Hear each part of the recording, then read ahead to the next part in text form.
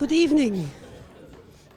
I want to welcome all of you to October Gallery and to this exhibition of William Burroughs, which we hung yesterday. I love the brilliance of work that is around us and the color and the spirit.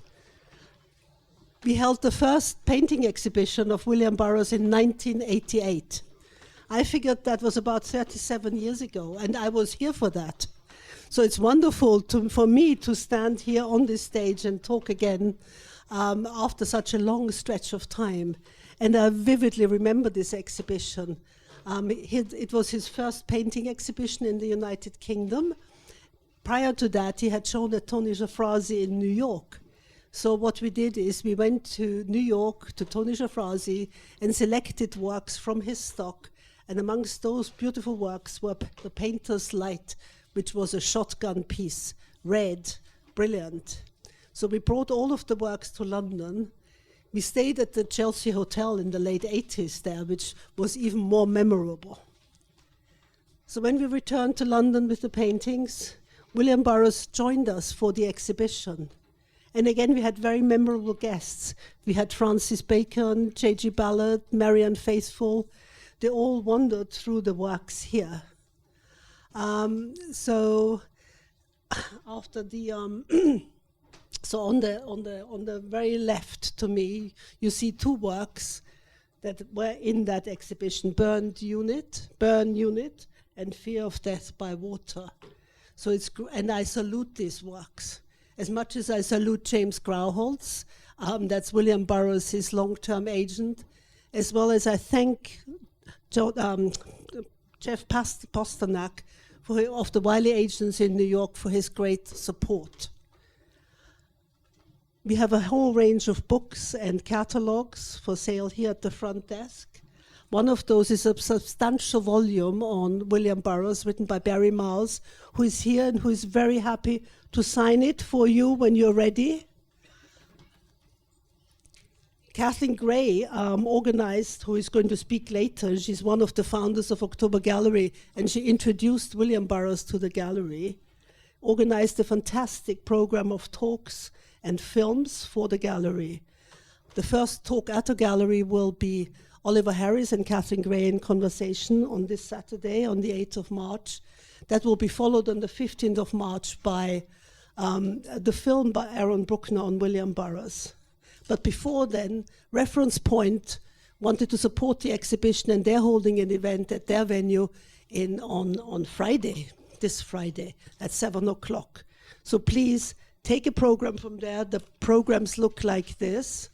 So you can just pick one up, and you see the whole host of events that will take place. But now I'm going to pass on to Kathelin Gray. Thank you.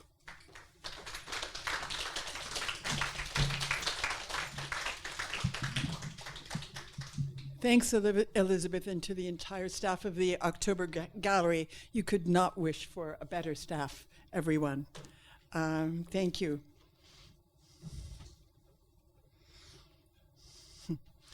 William Burroughs loved a crime scene, and he took on a big one, planet Earth. He thought constantly about how to stop murder and rape at every level of the ecological landscape. In 1951, he accidentally killed the only woman he ever loved.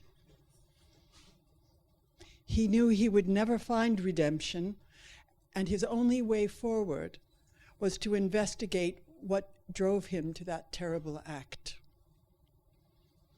His writing practice became his way to analyze and identify the psychological specifics of what drove him, and to analyze on a broader scale how our species is driven to ravage this planet. He developed techniques, most notably the cut-up techniques, as means to deconstruct criminality. Later in life, his art practice carried on that same work, but with a different strategy. His writing was about the analytical deconstruction of belief systems. His art revealed a way to coax out subconscious intelligence. Look at the painting. Look for patterns that strike you. characters you may perceive. They are doors of perception for you, the viewer, into your subconscious. He knew well about subconscious manipulation and how the lessons of Freud et al. Are used in the coercion industry. His uncle, Ivy Lee, established one of the first public relations companies. As Lee's descendant, Burroughs took it upon himself to expose the techniques of opinion shaping and to encourage people to think for yourself, question authority, to study and connect with your own subconscious. Burn Unit is the lead image for this show. That's the painting.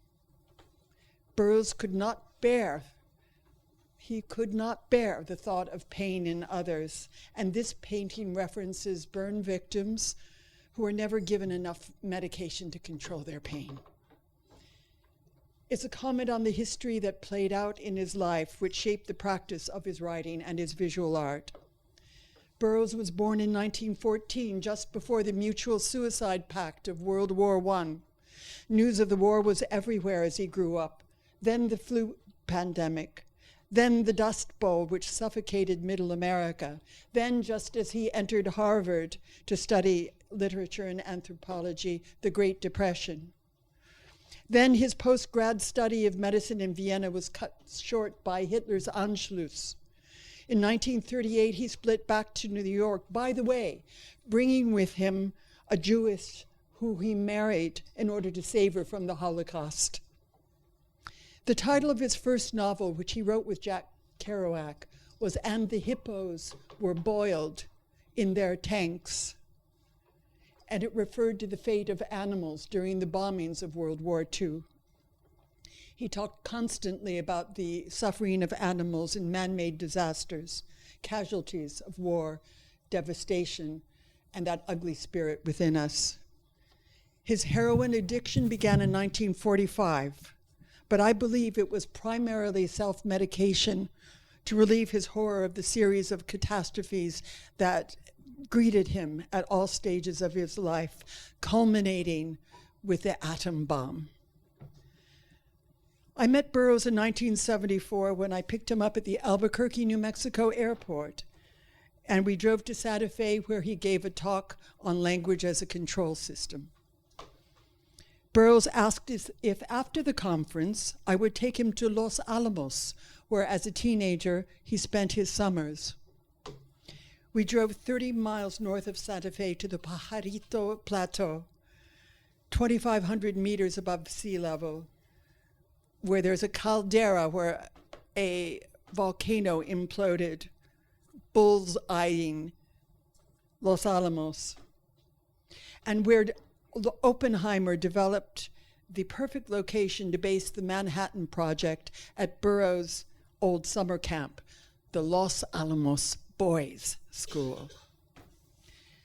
Burroughs' nostalgia for his boyhood days was mixed with forensic dread of visiting a crime scene.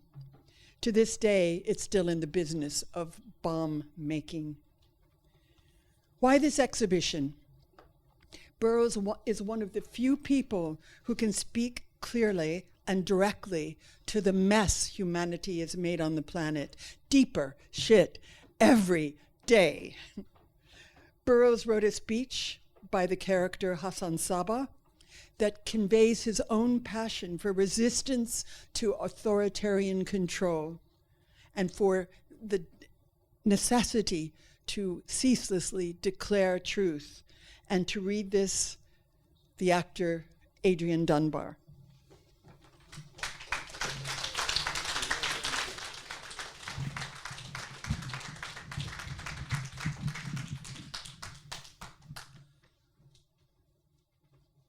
The last words of Hassan Sabbah, the old man of the mountain.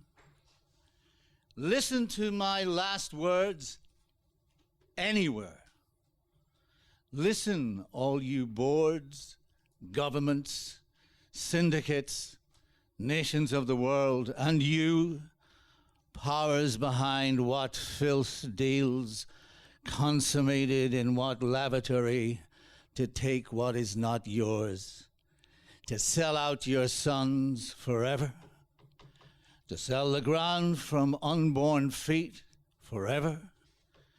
Nothing is true. Everything is permitted. Boards, syndicates, governments of the earth, pay. Pay back the color you stole. Pay red. Pay back the red you stole for your lying flags and your Coca-Cola signs. Pay that red back to penis and blood and sun. Pay blue. Pay back the blue you stole and bottled and doled out in the eyedroppers of junk. Pay the blue you stole for your police uniforms. Pay that blue back to sea and sky and eyes of the earth. Pay green. Pay back the green you stole for your money. And you, dead hand stretching the vegetable people, pay back the green you stole for your Green Deal to sell out the people of the earth and to get on the board the first lifeboat in drag. Pay that green back to flowers and jungle, river and sky. Boards, syndicates, governments of the earth, pay back your stolen colors. Pay color back to Hassan Sabbah.